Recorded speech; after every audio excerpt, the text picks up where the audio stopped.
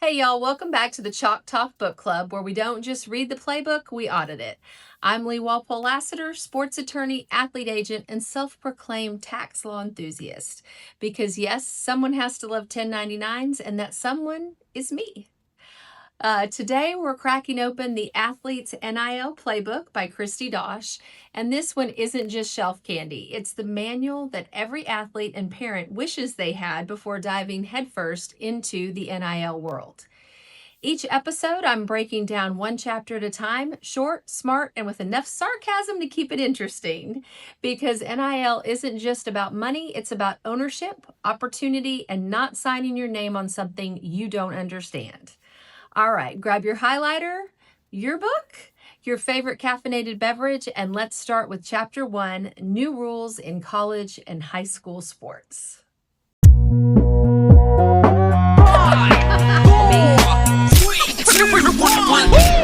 Chapter 1, NIL Rules in College and High School Sports. Before July 21, if you were a college athlete, you could score the winning touchdown, land the buzzer beater, and still couldn't make a dime off of your own name. You could sell a jersey with your name on it, but only if someone else was getting paid for it. Then came the NIL era. And in true American fashion, chaos ensued. Kristi Dosh starts right where she should, the rule book, or more accurately, the rule books, plural. Because NIL rules aren't one size fits all. NCAA schools, NAIA programs, JUCOs, high schools, they all have their own flavor of don't do this unless we say you can. At the college level, NIL gives athletes the right to profit from their name, image, and likeness, meaning they can get paid for social posts, camps, and appearances, merchandise, you name it. But, and it's a big but, how you can do that depends on your state law and your school policy. Some states spell out every detail. Others just say, go ask compliance, which is like telling someone to read the fine print on a billboard. So, and high school, that's an even spicier mess. Some states, like Florida, where I am, say high school athletes can do NIL deals if they don't use school logos or uniforms. Other states ban it completely, like they're guarding the amateurism gates of 1983. So you could have one athlete making $5K a month on TikTok and another losing eligibility for posting a paid Gatorade shout out. Same age, same sport, totally different rules. Kristi's point in this fantastic book is clear. Before you jump into NIL, you better know which rule book you're playing under. Ignorance isn't just risky, it's expensive, because the only thing worse than missing out on an NIL deal is losing your eligibility for one you didn't even get paid for yet. So if you're an athlete or a parent watching this, here's your homework from Chapter 1. Learn your state's NIL law. They're all different. Read your school's NIL policy. Boring? Yes, but necessary.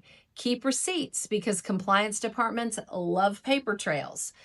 Next time, we're diving into Chapter 2, NIL activities and opportunities, aka all the ways you can make money without getting kicked off the team.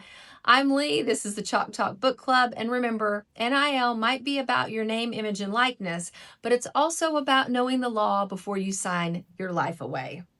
Read smart, play smarter. All right, so Chapter 2, NIL activities and opportunities. Everybody thinks NIL just means posting an Instagram ad with a protein shake and calling it a day. Spoiler alert, if that's your whole game plan, you're leaving more money on the table than a rookie at tax time. And trust me, that sentence hurts my soul. Kristi Dosh cracks this chapter wide open by listing every way athletes can legally profit from their name, image, and likeness. And it's a lot deeper than brand deals. Sure, you can post sponsored content, but you can also host youth camps, run private lessons, sell merch, sign autographs, license your logo, drop a podcast, even start your own small business. NIL isn't a side hustle, it's an entire ecosystem. There's a D2 volleyball player in this chapter who runs weekend clinics for middle schoolers. She's not an influencer, she's just good with kids and knows her craft. She's making steady NIL money without ever begging for brand sponsorships. That's the play. The big takeaway here is stop waiting for deals to find you. NIL is permission to be entrepreneurial. Think like a startup, not a celebrity. What are you good at? Who already trusts you? That's where your NIL value lives. Now, of course, my tax attorney heart must chime in. Every one of these opportunities is income. If you're teaching a clinic, that's 1099 land. If you're selling shirts, that's inventory, kiddo. It's cool, just know it so you can stay compliant and keep the IRS out of your DMs. Kristi really drives home that NIL isn't reserved for five-star quarterbacks. It's for athletes at every level who treat their talent like a brand and their brand like a business. Dosh shows examples across sports, divisions, and even genders, proving that reach matters less than relevance. So here's your Chalk Talk challenge for this episode. Grab a notebook, yes, old school, and write down 3 NIL opportunities that fit you. Not your teammate, not your cousin who went viral for a dunk, you. Then circle the one you can start with this week, today even. Remember, NIL isn't a lottery ticket, it's a business license, and you don't need 1 million followers to build something meaningful. You just need a plan, a purpose, and ideally a friendly sports attorney who geeks out over tax forms. Next up in the Athletes NIL Playbook is Chapter 3, Defining and Growing Your Personal Brand. We're talking identity, storytelling, and how to stand out in a sea of highlight reels. I'm Lee, this is the CLOSER.The Book Club, and your homework is simple. Think bigger, act smarter, and never forget, the best NIL deal is the one that aligns with who you really are. Read smart, play smarter. Chapter 3 is about defining and growing your personal brand. Everybody's out here talking about building a brand like it's a new TikTok filter. But here's the truth. Your brand isn't what you post, it's what people remember when the post is gone. Kristi Dosh opens this chapter with the reminder that NIL success isn't about chasing followers, it's about defining yourself before someone else does. So grab a pen because this one's part psychology, part strategy, and yes, part tax deduction. Kristi starts by asking 3 deceptively simple questions. 1, what do you care about? 2, what do people already come to you for? And 3, what story are you telling when you're not talking? If you can answer those, congratulations, you've got the foundation of a brand. Maybe you're the track athlete who always bakes cookies for the team. Maybe you're the quarterback with a passion for mentoring kids. Maybe you're like me, a little too excited about tax codes and fair contracts. That's all brand territory. Authenticity beats aesthetics every single time. Something you say fast 3 times. Kristi breaks down how athletes can shape that identity intentionally through social posts, community work, interviews, and partnerships that actually fit. The key here is consistency. Be the same person online, in the locker room, and when the compliance office calls. And please brand with boundaries. Once you attach your name to something, you're building a digital paper trail. Don't co-sign chaos for clout. My inner attorney and your future agent are begging you. Your Chalk Talk challenge for this episode, write down 3 words you want people to associate with your name, and then audit your last 5 posts. Do they match? If not, good news, you can rebrand without deleting your whole feed. Just start posting with intention. Kristi Dosh reminds us that a brand is an evolving story. It's not static. It grows as you do.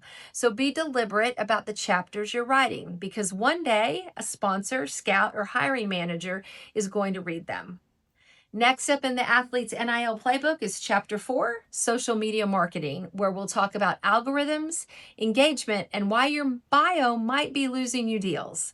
I'm Lee, this is CLOSER.The Book Club, and remember, own your story before someone else trademarks it. Read smart, play smarter. All right, Chapter 4, Social Media Marketing. If your social media looks like a highlight reel of selfies and locker room photos, well, we need to talk. NIL isn't built on vibes, it's built on visibility, value, and verification. Kristi Dosh opens this chapter with the truth most athletes skip over. Your social media is your resume. Recruiters, brands, and compliance officers scroll through it before you even say hello. So let's start with the basics. Your digital uniform. Your handle, simple and searchable. Your profile pic, something that doesn't scream spring break. Your bio, clear, professional, but still you. If your bio says ball is life, that's cute. But if it says student athlete, future physical therapist, mentoring youth athletes, now you're giving sponsors a reason to care. Kristi shares examples of athletes who turned their feed into opportunity. One softball player started sharing short drills with tips for young athletes. No paid ads, just consistency. A brand noticed, partnership formed, and her NIL portfolio began, all because she treated content like conversation, not advertising. The algorithm may be mysterious, but it's not magic. It rewards authenticity and activity. If you post once every lunar eclipse, you're invisible. You need to engage with your teammates, reply to comments, share insights. Be a person, not a poster. And yes, your sponsored content must follow disclosure rules. If you're getting paid or gifted, use hashtag ad or hashtag sponsored. The FTC doesn't play, and neither should you. For more information about the FTC, check out the fast break and the blog post on our website we have about this very thing. Or you can send us a DM or comment below, and we will send you the FTC guide for influencers and entrepreneurs. So think of it this way. Transparency is free, fines are not, right? So have a Mike's Money Line here without Michael here. Kristi suggests creating a posting schedule, one that balances sports, lifestyle, and personality. Rough ratio, 60% authentic content, 30% behind the scenes, and 10%, that's it, 10% promo. Nobody wants to follow a walking billboard. So here's your Chalk Talk assignment for this episode. Scroll your last nine posts. If someone saw only those, what story would they think you're telling? If the answer is, I like pizza and mirror pics, it's time to diversify your offense. Kristi Dosh nails it. Social media isn't a distraction, it's an asset. Use it right and it becomes your highlight reel and your business card. Next up, Chapter 5, Finding Deals, Pitching, and Pricing. We're talking emails, negotiations, and how not to undersell yourself or overpromise your reach. I'm Lee. This is the Chalk Talk Book Club, reminding you that hashtags fade, but reputation compounds. Read smart, play smarter. We'll see you next time. This is Chapter 5, Finding Deals and Pitching Pricing. Everyone wants to get the bag, but before you chase the bag, maybe check what's inside it, because sometimes it's just IOUs and bad clauses. Kristi Dosh dives into the most practical part of NIL, how to actually get deals. Spoiler, waiting for a brand to slide into your DMs is not a strategy. So step 1, start where you already have a connection. Local businesses, alumni, small brands that know your sport. You don't need Nike's marketing budget, you need relationships. Kristi lists out NIL marketplaces, collective directories, and social platforms that help athletes pitch themselves. But she reminds you, and I do too, no platform replaces preparation. For example, one athlete Kristi features didn't have millions of followers. He had hustle. He built a one-page pitch deck with stats, audience info, and a short video explaining why his community loved him. That single page got him 3 paying partnerships in a month. That's not luck, that's leverage. However, when you start landing deals, remember every payment is income. So yes, that $1,000 Venmo from a supplement company, that's taxable. And if they don't send you a 1099, congratulations, you're now the bookkeeper. Anyway, back to Kristi's main point. She gives a pricing framework most athletes would never even think about. Know your deliverables, what you're actually providing. Estimate your reach, real, not imaginary. Factor in time, exclusivity, and usage rights. And then, and this is the magic line, right? Don't price like a fan, price like a professional. Say that again. Don't price like a fan, price like a professional. If you're thrilled just to get free shoes, you've already lost. You can love the brand and bill them correctly. Don't undersell out of fear and don't overprice out of ego. The goal is fair value, not fantasy. Remember, every NIL deal you sign sets your market rate. Negotiate it like you plan to have a career. So here's your Chalk Talk homework for this episode. Draft a 30-second elevator pitch for yourself. Who you are, what you stand for, and why a brand should work with you. Record it on your phone. Watch it back. If it sounds like an ad, rewrite it. If it sounds like you, keep it. Kristi Dosh reminds us NIL is not about chasing every offer. It's about choosing the right ones. The deal should fit your brand, your schedule, and your goals.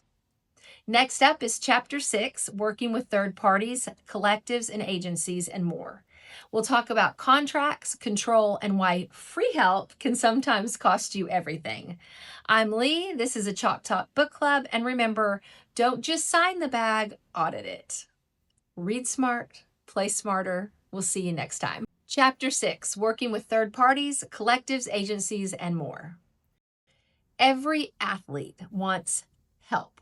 But in the NIL world, help sometimes comes with fine print that reads like a ransom note. Kristi Dosh calls this chapter a reality check, and she is not wrong. Let's start with the big players. So you have NIL collectives, agencies, and brand managers. On paper, they sound like superheroes. In practice, some are more anti-hero. They'll get you the deal, sure, but they might also keep too large of a cut, a clause, and your creative rights. Kristi explains that collectives pull money from boosters and donors to fund NIL opportunities. This sounds great until you realize the terms might tie you to specific appearances or obligations long after the season ends. Now, some collectives are legit, and we are seeing a lot more form with the House settlement. So like I said, some are legit. Others were formed yesterday with a Canva logo and a dream. So here's the rule of thumb. If someone offers to handle all the boring stuff, grab a pen and start reading everything. Contracts that promise exclusive representation can mean you can't do your own deals, even if your cousin's sneaker shop wants to pay you.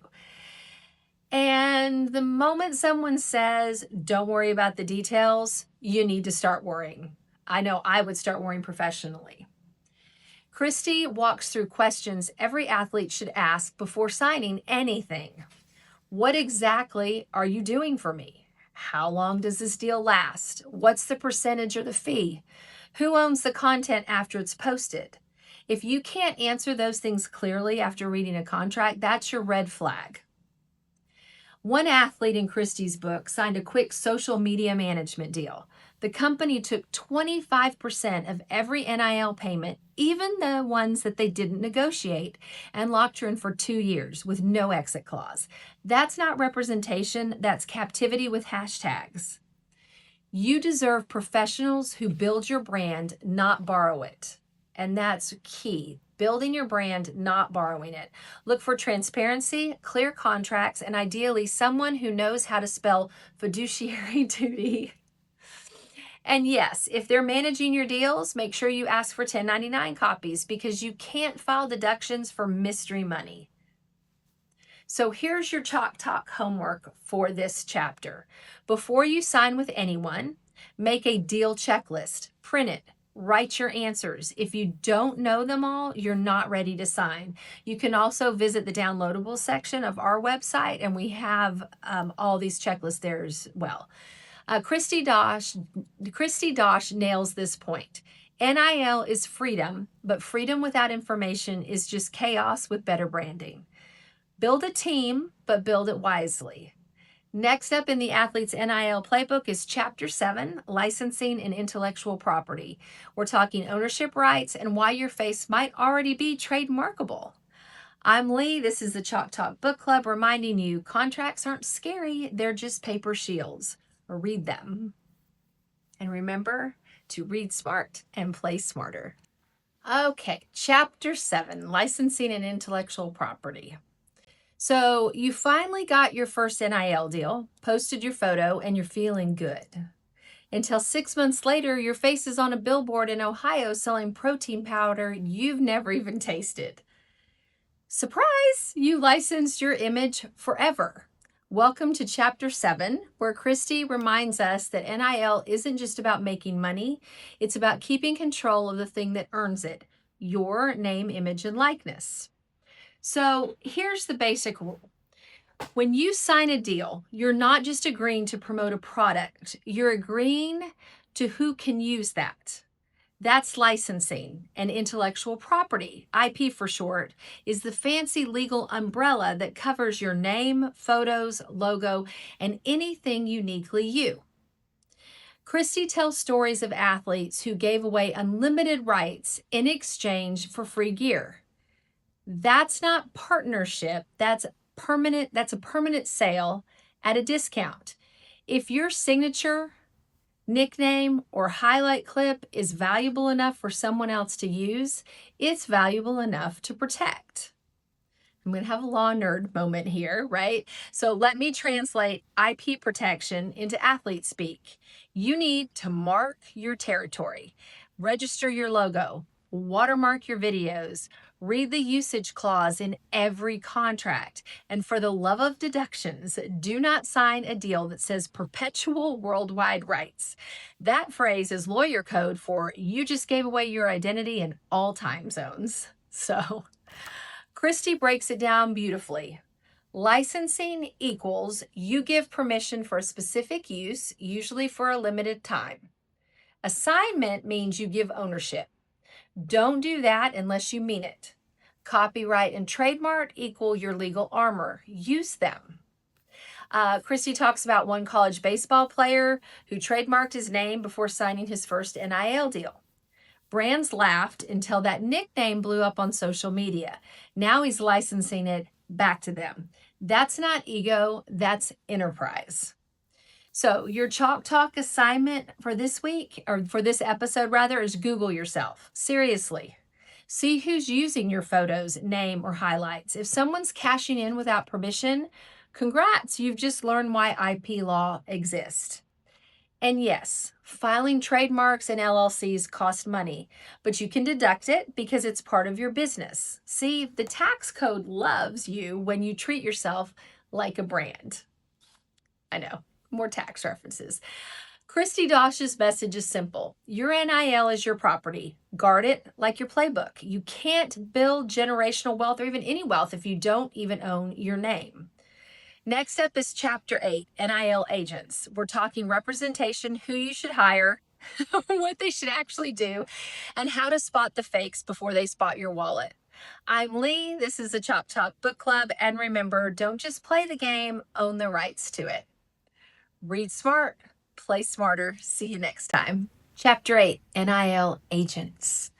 All right, everybody loves to announce, I just signed with an agent. I love announcing I just signed with an athlete. It's like it's the end of a Disney movie, right? But that's not the ending. That's the pilot episode of a legal drama if you don't pick your agent properly. Kristi opens Chapter 8 by reminding us not all agents are created equal, and representation isn't the same as reliability. So let's get this straight. NIL agents are different from pro sport agents. They negotiate endorsements and marketing deals, not team contracts.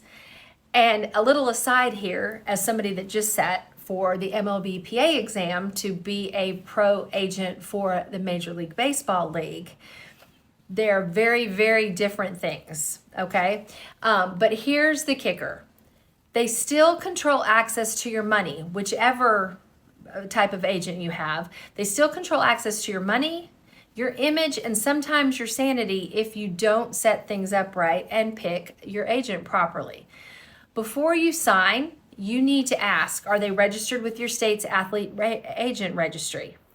Do they actually understand NCAA rules or just quote Instagram motivational posts? How are they paid? Percentage, flat fee, retainer? If the agent you're talking to dodges those questions, you just met an agent-ish. All right, Kristi tells of one athlete who signed a standard, quote unquote, NIL agreement without reading the fine print. Turns out the agent took 30% and an ownership of all future brand content. Imagine paying someone to own your own face. That's not a deal, that's daylight robbery with emojis. The best agents educate as much as they negotiate. I mean, that's part of what we're doing here, right? They explain your rights, read contracts line by line, and tell you when to walk away. They work with your school compliance officer, not around them. And yes, sometimes your best first agent is a lawyer who loves tax forms and has your back. Hi, it's me. Anyway, Kristi gives a checklist for spotting a solid agent. Transparent about fees and duration. Experience in your sport, willing to collaborate with you and your family and your school. No shady promises of guaranteed money. That's actually, a promise of guaranteed money is actually an ethical violation for attorneys. So, and all of this is important because in NIL, the only guarantee is the IRS showing up on time. So your Chalk Talk assignment for this episode is to write 3 questions you'd ask an agent before signing, then practice asking them out loud because confidence isn't arrogance, it's insurance. Kristi Dosh nails the message of this chapter. An agent should amplify your voice, not replace it. The right agent builds your career and supports your character. The wrong one builds a case study. Next up is Chapter 9, Contracts and Other Legal Issues. That's where we decode the fine print, tackle termination clauses, and make sure your signature isn't signing away your season. I'm Lee. This is the Chalk Talk Book Club, reminding you in NIL, representation is power, but only if you read the contract first. And remember, read smart and play smarter. All right, Chapter 9, Contracts and Other Legal Issues. Contracts, the part of the NIL everyone skips until it's too late. You'd be amazed how many athletes sign deals faster than they open their DMs. That's pretty fast. Kristi starts this chapter with the truth. Every NIL deal is a legal agreement, not a handshake with emojis. So what's inside the fine print that keeps me up at night and makes my heart flutter? Clauses. Clauses. Sweet, sneaky clauses. Let's translate lawyer speak into English. Its exclusivity means you can't work with competitors. Sounds fine until you realize you just banned yourself from half of your sports sponsors. Term means how long this deal lives. Read it because perpetual is forever, and forever is a long time to advertise supplements you don't take. Usage rights spell out what they can do with your content. Unlimited means they can run your face on billboards when you're retired. Termination clause decides how you break up. If the contract says no termination, congratulations, you're in a perpetual NIL situationship. Kristi shares about athletes who signed fast, then discovered hidden deliverables. 10 appearances, 12 posts, 0 excuses. They didn't read the contract, they just liked the free gear. Spoiler, the gear wasn't really free. So here's my favorite line to tell clients. If it's not in writing, it doesn't exist. And if it is in writing, you better know what it says. So never sign on the hood of a car, in a DM, or because the brand rep seemed nice. Nice doesn't hold up in arbitration or in court. Kristi also covers the hidden landmines. Taxes, every payment is income, even if they don't withhold, you still owe. State laws, they differ. Some require schools to review contracts before you sign. Dispute resolution. If it says binding arbitration in Wyoming, guess where you're flying when things go wrong?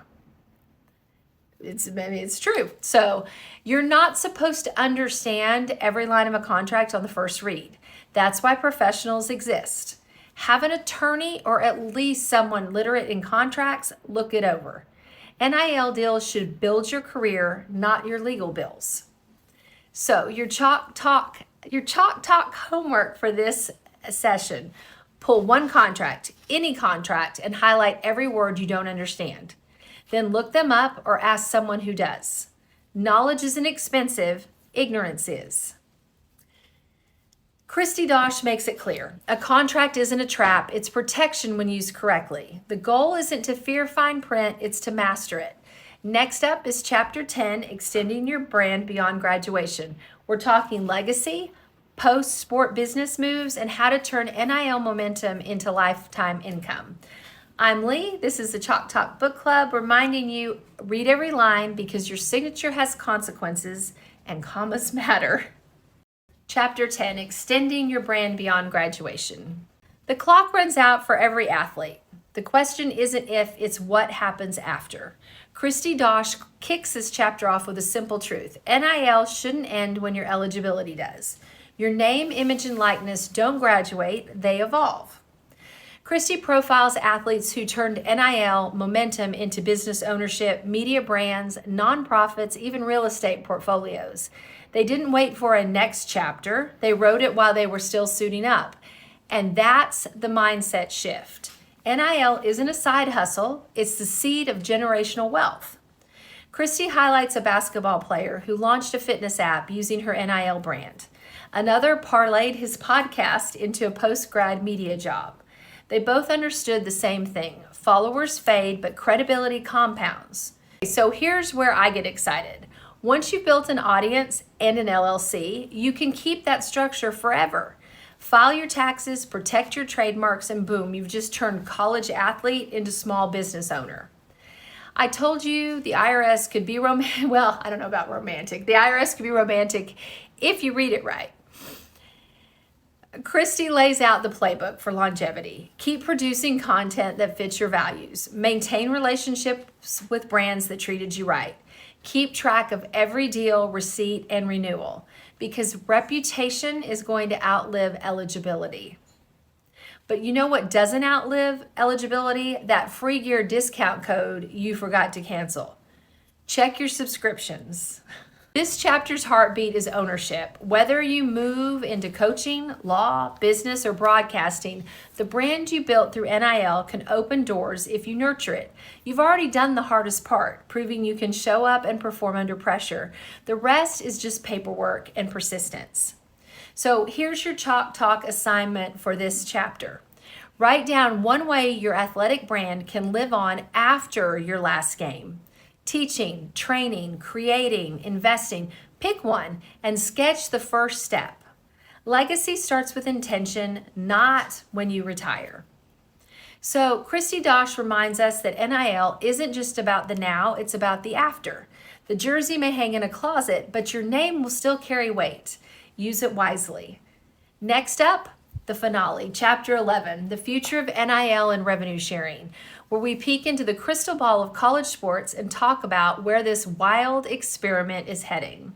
I'm Lee, this is the Chalk Talk Book Club, reminding you the best part of your career shouldn't be behind you, it should be incorporated. And remember to read smart and play smarter. Chapter 11, The Future of NIL Revenue and Sharing. So what's next? If the NIL has taught us anything, it's that college sports is one giant legal experiment in real time, and the syllabus changes every semester. Kristi Dosh closes her book with a question every athlete, parent, and coach should be asking. What happens when the schools themselves start cutting the checks? We're already seeing the cracks turn into lanes. The House fee NCAA settlement, new collective bargaining pushes, and state laws rewriting recruiting overnight. These are all signs that the NI world is inching towards full-blown revenue sharing. Imagine universities splitting TV money with athletes. Imagine athletic departments building in payroll. It's coming slowly, messily, and inevitably, but it is coming. And here's where my legal brain lights up like a scoreboard. If revenue sharing arrives, we'll be talking contracts that look more like professional collective bargaining agreements, salary structures, benefit clauses, I don't know, maybe even unions. Translation, your compliance officer will need coffee, your agent will need aspirin, and your accountant will probably need a vacation. Kristi's takeaway is clear. The future will reward the informed. And part of this whole series and part of everything that we do at Ball and Play is about keeping you informed. Athletes who understand NIL now will lead when it evolves. Those who treat it like easy money will get left behind when NIL becomes an industry, and it's already doing that. So if you're serious about longevity, start acting like a pro today. Track your income, build your brand, understand your value. Learn the systems before they learn you. Kristi points to a few early adopters of all of this, athletes partnering with collectives to build scholarships, starting player-led nonprofits, or taking equity instead of cash in small businesses. That's not chaos, that's progress. The smart ones are turning NIL into ownership. So your final Chalk Talk assignment for this book is to write your NIL future plan. Where do you want this to lead? A business, a career, a legacy? Then list one step you can take this week to move in that direction. The future does not wait for eligibility. So Kristi Dosh ends the Athlete's NIL Playbook by reminding us that the rules will keep changing, and sometimes they are changing daily. But the principle stays the same. Athletes deserve to profit from their talent and protect their rights. And that's been our journey through this book, from understanding NIL basics to building brands to owning your name for life. I'm Lee, this is the Chalk Talk Book Club, and this was the Athlete's NIL Playbook. To every athlete, parent, and coach listening, stay curious and stay compliant. And stay cash flow positive. Remember to read smart and play smarter. And remember, the game changes, but ownership never goes out of style. All right, so let's wrap up this series, The Athlete's NIL Playbook by Kristi Dosh. We did it. That's a wrap on The Athlete's NIL Playbook. We've gone from what even is NIL to how do I trademark my nickname and deduct my podcast mic. You made it through the fine print, the pitch decks, the price tags, and the paper trails. And if you're still here, congratulations. You're no longer just an athlete, you're an enterprise. Kristi Dosh gave us the playbook. We just ran the drills. From compliance to contracts, from branding to taxes, we built the muscle memory of ownership, and that's the whole point of this book and this club, to help athletes and families navigate NIL with brains, not panic. Not panic, with brains, not panic. The future of college sports is being written right now. Athletes are learning that their stories have market value. Your story has market value. That their names have legal protection, and that money isn't the goal, freedom is. Freedom to choose the right deal, the right team, and the right next step for you. So read the clauses, file the forms, and love your accountant, because the athlete who understands their taxes is unstoppable. And who understands all of NIL. If this series helped you see NIL differently, stick with the Chalk Talk Book Club. We've got more books coming, more lessons, more laughs, and more ways to help you play the long game. And check out the AAA Ball and Play podcast as well. Follow, share, and tag an athlete or parent who needs to hear this message. NIL isn't a loophole, it's a launch pad. I'm Lee, your resident sports attorney, Florida registered athlete agent, and unapologetic fan of a well-structured contract. This has been the Chalk Talk Book Club, and remember, read smart and play smarter.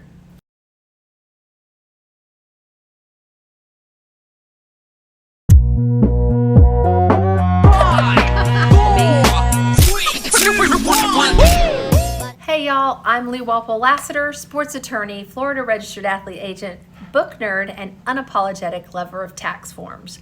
Welcome to the Chalk Talk Book Club, where we don't just read about the game, we decode it. This go round, we're breaking down the Athlete's NIL Playbook by Kristi Dosh, chapter by chapter, turning every page into real-world lessons for athletes and parents navigating the wild world of name, image, and likeness.